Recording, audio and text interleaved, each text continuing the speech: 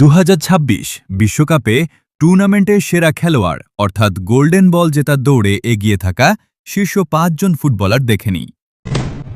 5 নম্বরে আছেন উসমান দেমবেলে। গত কয়েক মৌসুমে তার পারফরম্যান্স অনেক বেশি ধারাবাহিক হয়েছে। গতি, ড্রিবলিং এবং সুযোগ তৈরি করার ক্ষমতা তাকে ফ্রান্সের অন্যতম গুরুত্বপূর্ণ অস্ত্রে পরিণত করেছে। 4 নম্বর হচ্ছেন জুড বেলিংহ্যাম। মিডফিল্ডে বল বহন করা এবং গুরুত্বপূর্ণ মুহূর্তে অবদান রাখার দক্ষতার কারণে তিনি বর্তমানে বিশ্বের সেরা মিডফিল্ডারদের একজন। নাম্বার 3-এ আছেন লিওনেল মেসি। বয়স বাড়লেও খেলার বুদ্ধিমত্তা, পাসিং এবং ম্যাচের গতিতে নিয়ন্ত্রণ করার ক্ষমতা এখনও তাকে বিশ্বের সবচেয়ে প্রভাবশালী ফুটবলারদের একজন করে রেখেছে। 2 নম্বর হচ্ছেন লামিন ইয়ামাল। কম বয়সেই বড় ম্যাচে পারফর্ম করার সামর্থ্য দেখিয়েছেন। ড্রিবলিং, স্পিড এবং আক্রমণে সরাসরি প্রভাব রাখার কারণে তিনি স্পেনের সবচেয়ে বড় ভরসা। আর 1 নম্বরে আছেন কিলিয়ান এমবাপ্পে।